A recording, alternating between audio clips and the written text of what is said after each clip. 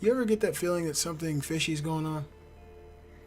It happens over and over throughout life where you get that strange nagging sensation that things are not what they appear. There's something strange afoot.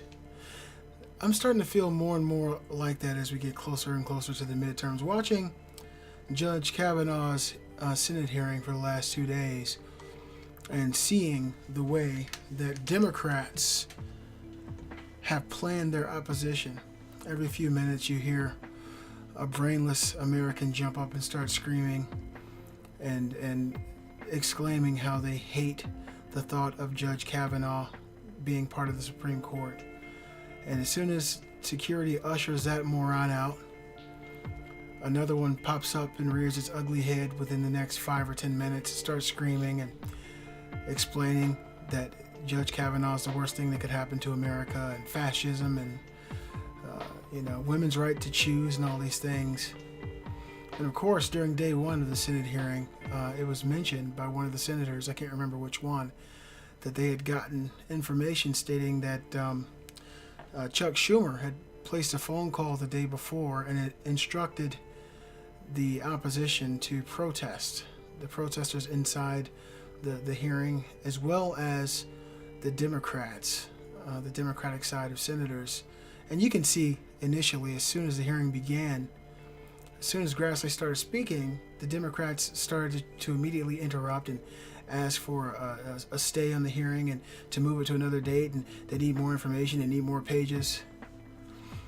And now, looking at what's been going on in the outside media, first you got Bob Woodward's book coming out, Fear, just dropped, and basically slandered and smeared Donald Trump in his campaign. Of course, now General Kelly and Mattis have already said that the quotes in the book were flat out lies. You see, just before that, Omarosa's book came out, which was a huge flop, and I hope that that's the last time we ever hear from her. A turncoat, a snake in the grass. Feel bad for the guy who said yes to her. And now we got this new op-ed from the New York Times, or as our fearless leader Donald Trump says, the failing New York Times, penned by an anonymous person in a senior position in the White House. And basically what this person is saying, if it's even a person, because we all know what anonymous means. Anonymous for the left means guilty. Anonymous for any person, I won't even say the right, but anyone with critical thinking, leaves a question as to the validity of the statement, as to whether or not there are ulterior motives in mind for a person making that statement.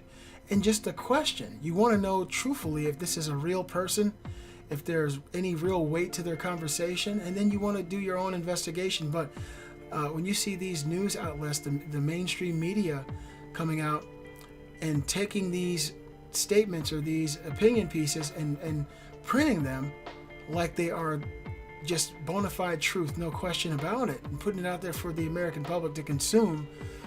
That's what Americans do. They're consumers. And then you put it out there as if it's fact without making sure, without being legitimate. It seems like it's all a coordinated plan to slander Donald Trump before the midterms. At this point, I wouldn't be surprised if a new book dropped tomorrow or another scathing article dropped tomorrow. After all the good that's been going on in this country and all the great things that Donald Trump has enacted for the betterment of our nation, for us first, America first, these Democrats seem to be mad as hell that it's actually working.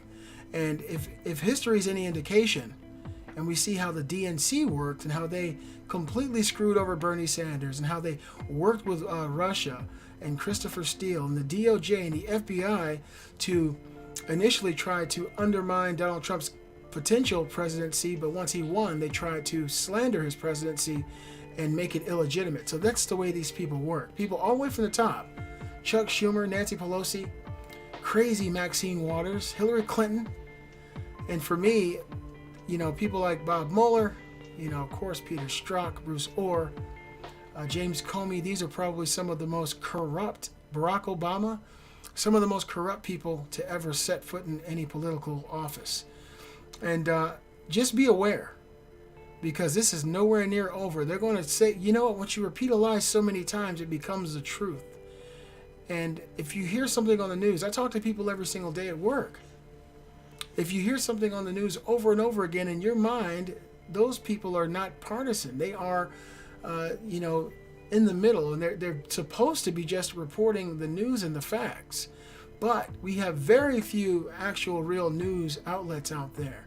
Even on Fox News, which to me is my favorite mainstream media news, there's only one person who I see on Fox News that comes across as a true bona fide news anchor, and that's Bret Baier. Everyone else seems to have, right-leaning ideology, just like me. But Bret Baier, he really, for me, strikes it home as the old school type of news anchor who only reported on the facts, and he asked questions, and he wanted to get as much information as he could about a particular subject. So for me, I'm going to keep my ear to the ground and my head to the sky because of how great our country is doing. The resurgence of consumer confidence, just look at our GDP. They never thought we would hit 3. We hit 4% gross domestic product. And I think that Donald Trump is doing some amazing things for our country. And as a black business owner, a man who's employed, and seeing that my people are actually doing better than they've done in many, many years under this president, I'm super happy. I'm loving everything that he's doing, the decisions he's making. Brett Kavanaugh is a great, listen to this man speak. How could anyone say he's not the perfect pick for a Supreme Court justice? The man only cares about the Constitution. As Americans, that should be what we're striving for. But I digress. Pay attention to what's going on out there in the world. I feel like this is more of the Democrats' well thought out plan. I think there are lots of little tiny pieces to this to consistently put out negative press on Donald Trump, to undermine him, to put out stories that cast him and his family in a bad light, to make it look like the White House is falling apart, even though everything that he's been doing has been good for the country. We got peace. He met with Kim Jong-un. He's creating more peace with Russia. We don't need another Cold War. We need peace. And that's my story for today. I hope you guys enjoyed the video. Please, if you do enjoy it, give a thumbs up to show support for the channel. This is For the Republic with Brett, and I'll see you guys in the next video.